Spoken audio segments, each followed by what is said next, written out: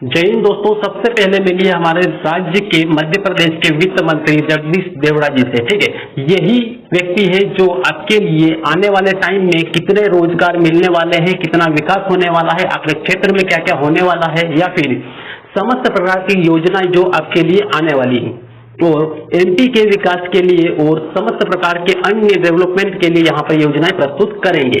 तो इनके पास जो फाइल है, ये जो फाइल है पूरे राज्य का विकास, ठीक है। तो इस तरीके से यहाँ पर आज देखने वाले हैं ये बजट, और आसानी से पूरा और ध्यान से देखते रहें ताकि एक एक फैक्ट पूरा समझ पाए। ठीक है, और एग्जाम से जुड़ी हुई जितनी भी फैक्ट हैं या जितने भी तथ्य हैं, इनको जानने की कोशिश करें और कॉपी में नोट डाउन करने की कोशिश करें ताकि किसी भी प्रकार का फैक्ट आपका छूटे ना, और आने वाली जो जितनी भी एग्जाम है उसमें हर एक क्वेश्चन को करेक्ट करके आए। राइट, तो इस तरीके से हर एक पॉइंट टू पॉइंट पूरा समझते जाए।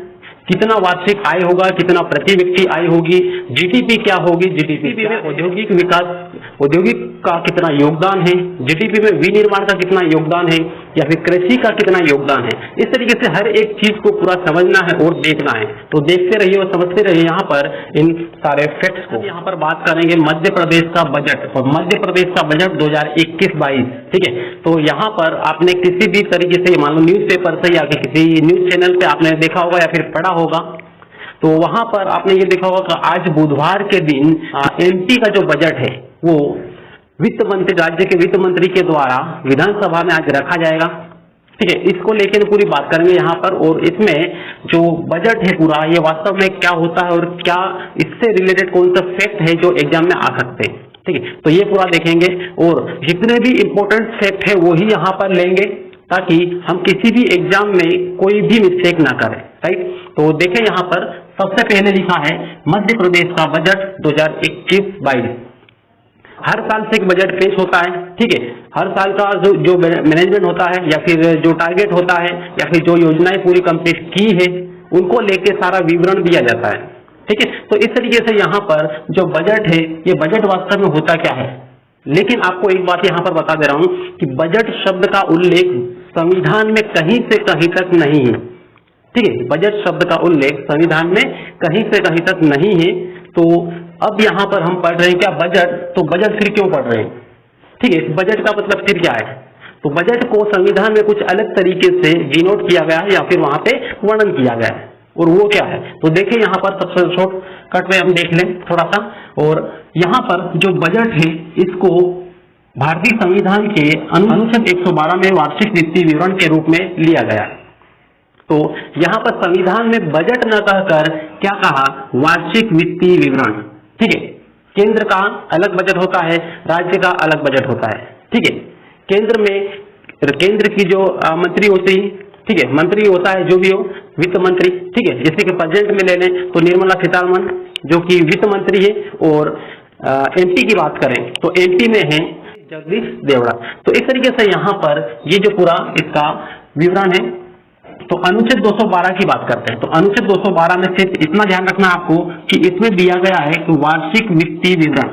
ठीक है, वार्षिक वित्तीय विवरण मतलब जो भी राज्य में जितना भी खर्च होगा, कितना होगा या फिर कितना हुआ है, 8% कितना हो रहा है। ठीक है, इन सारी चीजों का सिंपल लेखा जोखा होता है। ठीक है, मतलब एक ही लाइन में बोले तो समस्त प्रकार की आय और व्यय का लेखा जोखा ही क्या कहलाता है, बजट या फिर वार्षिक वित्तीय विवरण। राइट, तो इस तरीके से यहाँ पे इसको समझना है, और उसके बाद में फिर यहाँ पर देखें और देखते हैं आगे। केंद्र की बात करें तो केंद्र में वार्षिक वित्तीय विवरण का जो पूरा डेटा है वो संसद के या फिर दोनों सदनों में रखने का काम कौन करता है, तो केंद्र में वित्त मंत्री निर्मला सीतारमण के द्वारा होता है ये। ठीक है, मान लो से कि इनके स्थान पर कोई और आया तो उनके द्वारा होगा। इस टाइप से वित्त मंत्री ही दोनों सदनों में प्रस्तुत करेगा। ठीक है, जो भी बजट होगा, जो भी वार्षिक वित्तीय विवरण होगा वो वित्त मंत्री के द्वारा प्रस्तुत किया जाएगा। और फिर बात करते हैं, कभी क्वेश्चन ये आया कि बजट को या फिर वार्षिक वित्तीय विवरण को किसी भी सदन में, केंद्र में बात करें तो लोकसभा और राज्यसभा दोनों सदनों में प्रस्तुत किया जाता है। ठीक है, तो सदन में रखवाने का काम कौन करता है, वार्षिक वित्तीय विवरण को सदन में रखवाने या फिर प्रस्तुत करवाने का काम कौन करता है? प्रस्तुत करना और प्रस्तुत करवाना दोनों ही बात अलग अलग है, ठीक। तो प्रस्तुत कौन करता है? तो वित्त मंत्री करता है। प्रस्तुत कौन करवाता है, कौन रखवाता है? तो वो रखवाते हैं कौन? राष्ट्रपति के द्वारा रखा जाता है, ठीक। तो इस तरीके से राष्ट्रपति दोनों ही सदनों में रखवाएंगे क्या? वार्षिक वित्तीय विवरण मतलब बजट, ठीक है। तो केंद्र की बात हुई है, राष्ट्रपति रखवाएंगे, ठीक है, किसके थ्रू? वित्त मंत्री के थ्रू। और वहां पर वित्त मंत्री पूरा उल्लेख करेंगे, मतलब पूरा भाषण देंगे, अभिभाषण देंगे और एक एक डाटा पूरा वहां पर बताएंगे, ठीक है। जैसे कि एमपी का आज यहाँ पर वार्षिक वित्तीय विवरण रखेंगे, काय में? विधानसभा में रखेंगे, क्योंकि एमपी में केवल एक ही सदन है, वो है विधानसभा, विधान परिषद तो है नहीं, ठीक है। कुछ राज्यों में विधान परिषद भी है, तो दोनों में रखते हैं, लेकिन हमारे यहाँ पर एमपी में सिर्फ एक ही है, राइट। तो इस तरीके से यहाँ पर देखना है तो केंद्र में राष्ट्रपति रखवाता है, कौन? राष्ट्रपति। कहां पर रखवाता है? तो राज्यसभा मतलब आरएस और लोकसभा मतलब एलएस, राज्यसभा और लोकसभा में राष्ट्रपति क्या करता है? तो ये रखवाता है, ठीक है, रखवाता है, रखवाता है, ठीक है। तो इस तरीके से यहाँ पे इसको देखना है, रखवाता है। तो रखने वाला व्यक्ति कौन होता है या कौन रखता है? तो रखता है, ठीक है, रखता है या फिर प्रस्तुत करता है, रखता या फिर प्रस्तुत, प्रस्तुत करता है, करता है। तो कौन करता है? तो वो होता है वित्त मंत्री, वित्त मंत्री, ठीक है, वित्त मंत्री। तो इस तरीके से यहाँ पर इतना याद रखना है। तो केंद्र स्तर पर यदि केंद्र का बजट यदि रखना हो तो रखवाने वाला व्यक्ति कौन होता है? राष्ट्रपति। और किसमें रखा जाता है? ये दो सदन है, ठीक है, ये क्या है? सदन है, सदन, लोकसभा और राज्यसभा दो सदन होता है केंद्र में, तो इसमें रखवाता है। और रखने वाला कौन होता है? तो वित्त मंत्री, मतलब जो भी वित्त मंत्री होगा वो ही प्रस्तुत करेगा बजट को, ठीक है। तो इस तरीके से यहाँ पर ध्यान रखना है। और वर्तमान में वित्त मंत्री कौन है? तो निर्मला सीतारमण, निर्मला सीतारमण, ठीक है, सीतारमण। देख लें थोड़ा सा ध्यान से यहाँ पे, सीतारमण, ठीक है, निर्मला सीतारमण। जैसे कि आप यहाँ पर फोटो पर देख रहे हैं, एक तरफ राष्ट्रपति और दूसरी तरफ निर्मला सीतारमण जी, ठीक है। तो ये है वित्त मंत्री और इधर है राष्ट्रपति। तो राष्ट्रपति क्या करता है? ये रखवाने का काम करता है और ये रखने का काम करती है, ठीक। तो इस तरीके से यहाँ पर ध्यान रखना में बहुत ही इंपॉर्टेंट फैक्ट है, ठीक। अब इसके बाद आते हैं राज्य पे। राज्य की बात करें तो राष्ट्रपति के स्थान पर कौन होता है? राज्यपाल होता है, राज्यपाल, ठीक है। तो राज्यपाल किसी भी बजट को विधानसभा में प्रस्तुत करवाने का काम करता है, मतलब रखवाने का काम करता है, ठीक है। कहां पर? तो विधानसभा में। एमपी में क्या है? विधानसभा, ठीक है, विधानसभा। तो इस तरीके से यहाँ पर विधानसभा है, कई जगह विधान परिषद भी होती है, राइट, लेकिन अपने यहाँ पे केवल एमपी में सिर्फ एक ही है, विधानसभा। अब विधानसभा में बजट को प्रस्तुत करने वाला व्यक्ति कौन है? तो कौन है? वित्त मंत्री। तो वर्तमान में वित्त मंत्री है जगदीश देवड़ा। जैसे कि आप फोटो पर देख रहे हैं, फोटो पर आराम से देख लीजिए इसको। और ये है एमपी के वित्त मंत्री, ठीक है। और उसके बाद में फिर यहाँ पर नीचे देख लें, जो फोटो दिख रहा है ये कौन है? एमपी के राज्यपाल, ठीक है, एमपी के राज्यपाल। तो इस तरीके से यहाँ पर देख ले। और नाम को याद रखना है, नाम बहुत जरूरी है, ठीक है, जगदीश देवड़ा, वित्त मंत्री जगदीश देवड़ा, वित्त, ठीक। तो ये यहाँ पर इनका नाम है। तो ये यहाँ पर जो बताया मैंने इतना कुछ, ये बहुत इंपॉर्टेंट फैक्ट्स है, ठीक है। अच्छे तरीके से इसको नोट डाउन करके रख लेना है, क्योंकि आने वाली जो भी एग्जाम है इसमें 100% इनमें से एक आध क्वेश्चन तो आना ही आना है, राइट। अब फिर बात करते हैं आगे। अब ये जो बजट प्रस्तुत किया जाएगा आज, ठीक है, और इसकी पूरी डिटेल अगले वीडियो में, अगले लेक्चर में आपको दे दूंगा, पूरा कंप्लीट क्या क्या योजनाएं लाए हैं, कितना बजट होगा, ठीक है, ये पूरा अभी बेसिक ओवरव्यू पूरा दे रहा हूं। यहाँ पर बहुत इंपॉर्टेंट फैक्ट जो होते हैं वो ही दे रहा हूं मैं, ठीक है। तो अब आगे बात करते हैं, यहाँ पर इन योजनाओं पर विशेष ध्यान दिया जाएगा, ठीक है, इन योजनाओं पर विशेष ध्यान दिया जाएगा। तो कौन कौन सी वो योजनाएं हैं जिन पर बहुत ज्यादा फोकस किया जाएगा, ठीक है, या फिर ज्यादा जोर दिया जाएगा? तो वो योजनाएं हैं, उन योजनाओं को सबसे पहले देख लें। सबसे पहले फ्लैगशिप योजनाओं पर, ठीक है, फ्लैगशिप योजनाओं पर। फ्लैगशिप योजनाओं का मतलब ये होता है कि जितनी भी स्वास्थ्य संबंधी योजनाएं होती है केंद्र सरकार की या फिर राज्य सरकार की जो कि स्टेट लेवल पे काम करती है, उन योजनाओं पर सबसे ज्यादा फोकस किया जाएगा। ठीक है, उसमें पीएमजय सबसे प्राथमिकता पर रहेगा, मतलब उस पर सबसे ज्यादा फोकस किया जाएगा। पीएमजय, पीएमजय GAY, ठीक है, प्रधानमंत्री जन आरोग्य योजना, ये बहुत इंपोर्टेंट है, इसको याद रखना है। ठीक है, और इसमें जो भी से कि इसका कार्ड बनवाता है, इसमें रजिस्टर होता है जो भी व्यक्ति, उनको 5 लाख का बीमा होता है उनके लिए। ठीक है, 5 लाख, ठीक है, 5 लाख का बीमा, ये बीमा स्वास्थ्य बीमा जिसे हम कहते हैं। ठीक है, तो इस तरीके से यहाँ पर फ्लैगशिप योजना क्या है, तो कई स्टूडेंट्स को ये यहाँ पर फ्लैगशिप केवल पढ़ेंगे तो समझ में ही नहीं आता है, तो फ्लैगशिप होता क्या है। ठीक है, और यहाँ पर आप स्क्रीन पर देख लीजिए प्रधानमंत्री जन आरोग्य योजना, इसको थोड़ा सा देख ले ध्यान से। तो स्क्रीन पर इसको ध्यान से देखें और ध्यान रखें इसको, ये भी इसके बारे में पूरा डिटेल में जानने की कोशिश करना है। ठीक है, कब यहाँ पर इसको लाया गया था, ठीक है, क्या क्या कंडीशन थे पूरी, अभी केवल यहाँ पर जो मेन चीजें हैं केवल वही बता रहा हूँ। ठीक है, एक तो 5 लाख रुपए बीमा, इसको याद रखना है। ठीक है, उसके बाद में पीएमजय, इसको याद रखना है योजना का नाम।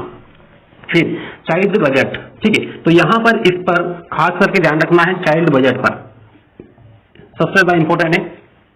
क्यों? क्योंकि चाइल्ड बजट एमपी में फर्स्ट बार लाया जा रहा है, मतलब पहली बार लाया जा रहा है। ठीक है, चाइल्ड बजट इसीलिए बहुत इंपॉर्टेंट होगा क्योंकि अभी जो कुछ टाइम गया, जैसे कोरोना का टाइम पूरा गया, ये सब कुछ गया, ठीक है, 2021 गया, तो इसमें हुआ क्या है कि जितने स्टूडेंट्स पहले क्लास में जा रहे थे कोरोना से पहले, और वर्तमान की बात करें तो बहुत कम स्टूडेंट, मतलब 50% स्टूडेंट ने, कई स्टूडेंट्स ने स्कूल छोड़ दिए, गिव अप कर दिए। ठीक है, इसलिए इन सभी समस्याओं को, क्या क्या समस्या हो सकती है या एजुकेशन फील्ड में कैसे और विकास किया जाए, इस बात को लेकर यहाँ पर चाइल्ड योजना या चाइल्ड बजट अलग से यहाँ पर पहली बार लाया गया, पहली बार। ठीक है, इसीलिए बहुत ज्यादा इंपॉर्टेंट होगा कि किसी भी बालक का किस तरीके से विकास हो, किस तरीके से एजुकेशन प्रोवाइड किया जाए और किस तरीके से उनका मानसिक विकास हो सके, ताकि वो अपनी लाइफ में अपना खुद का और फैमिली का, और फैमिली के साथ साथ में स्टेट का, और स्टेट के साथ साथ में कंट्री का, मतलब देश का विकास कर सके और विकास में योगदान दे सके। राइट, तो इस तरीके से यहाँ पर चाइल्ड बजट बहुत इंपॉर्टेंट होता है। इसको इतना ही याद रखना है कि एमपी में चाइल्ड बजट पहली बार लाया जा रहा है। ठीक है, या लाया गया है, ये बोल देंगे। ठीक है, तो इस तरीके से यहाँ पर देखना है। और फिर 3rd नंबर पे है गो सेवा। ठीक है, 3rd नंबर पे जो फोकस ज्यादा रहेगा वो गो सेवा के ऊपर रहेगा। मतलब जितनी भी राज्य और राज्य की बाउंड्री के अंदर जितनी भी गो होगी, मतलब गाय होगी, उन पर उनके खाने पीने को लेकर बहुत ज्यादा ध्यान दिया जाएगा, और इसीलिए यहाँ पर गो सेस भी लगाया जाएगा, मतलब एक प्रकार का टैक्स। ठीक है, जिससे गाय के लिए समस्त प्रकार के चारे वगैरह का अरेंजमेंट किया जाएगा, उनकी व्यवस्था की जाएगी। ठीक है, उनके खान पान का विशेष ध्यान रखा जाएगा, उनके स्वास्थ्य को लेकर वहां पर ध्यान रखा जाएगा। जितनी भी गौशालाएं हैं उन पर खास करके फोकस रहेगा, और उनके लिए बजट यहाँ पे इस बार अलग से प्रावधान किया गया है।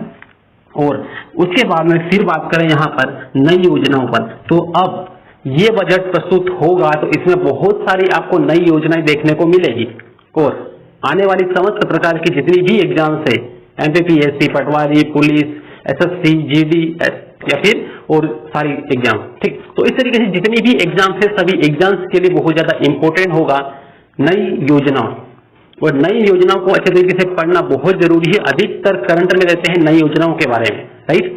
तो इस तरीके से यहाँ पर नई योजनाओं पर विशेष फोकस रहेगा, और नई योजनाओं पर 10,500 लाख करोड़, 10,500 करोड़, ठीक है, लाख नहीं है, 10,500 करोड़ का अलग से प्रावधान रहेगा। ठीक है, इतने करोड़ का अलग से प्रावधान रहेगा। इसका मतलब समझ सकते हैं कि कितनी नई योजनाएं आने वाली है। ठीक है, तो इस तरीके से यहाँ पर ये जो बजट था, ये इसमें बेसिक जानकारी थी जो कि एग्जाम के लिए बहुत जरूरी थी।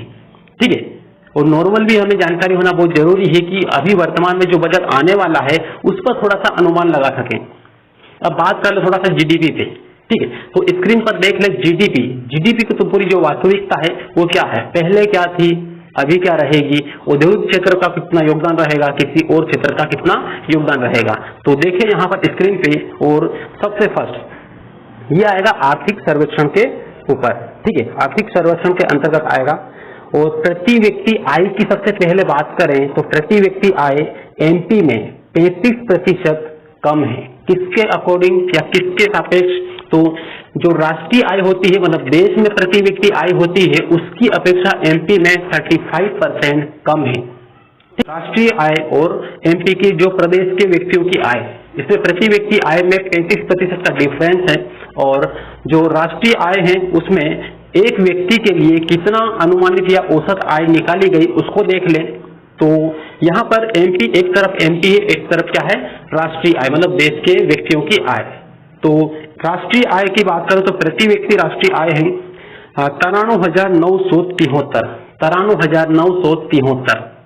और एमपी की बात करें तो एमपी में है 63,345 रुपए प्रति व्यक्ति। ये जो मैं बता रहा हूँ ये प्रति व्यक्ति आय है, ठीक है। तो इस तरीके से यहाँ पर थोड़ा सा ध्यान रखें इनको। और यहाँ पर ये जो आंकड़े हैं बहुत इंपॉर्टेंट है, आप किसी भी एग्जाम के लिए तैयारी कर रहे हो उसके लिए काफी इंपॉर्टेंट है, ठीक है। जो बजट होता है वो किसी पर्टिकुलर एक एग्जाम के लिए नहीं होता है, ठीक है, पूरे जितनी भी एग्जाम्स होती है सभी के लिए होता है। और सभी के एग्जाम में इससे जो भी से करंट बनना है वो बनेगा ही बनेगा, राइट। तो इस तरीके से यहाँ पर ये बात करते हैं बेरोजगारी पे।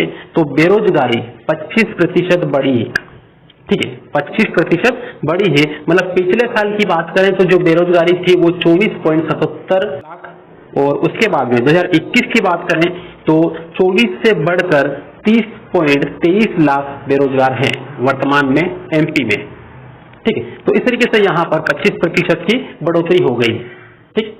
अब उसके बाद में फिर देख लें तो जो स्कूली आंकड़ों की बात करें तो इसमें है 2011-12 की रिपोर्ट के अनुसार यदि हम देखें तो इसमें 1 से 8वीं तक, मतलब फर्स्ट क्लास से 8th क्लास तक के जो स्टूडेंट है वो थे 1,05,00,000। वो कितने थे, 1,05,00,000।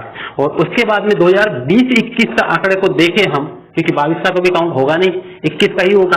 तो 20-21 का जो आंकड़ा होगा, ये जो सत्र है इसमें फर्स्ट क्लास से लेके 8th क्लास तक की जो कंडीशन देखें स्टूडेंट्स की तो ये है 54,53,000, मतलब 54,53,000, ठीक है। तो ये आंकड़ा है, मतलब पहले 1,05,00,000 था तो अभी की बात करें तो 54,53,000 है मात्र। यूं समझ लो कि 50% कम हो गया है, ठीक है। तो इस तरीके से यहाँ पर ये जो पूरा आंकड़ा था।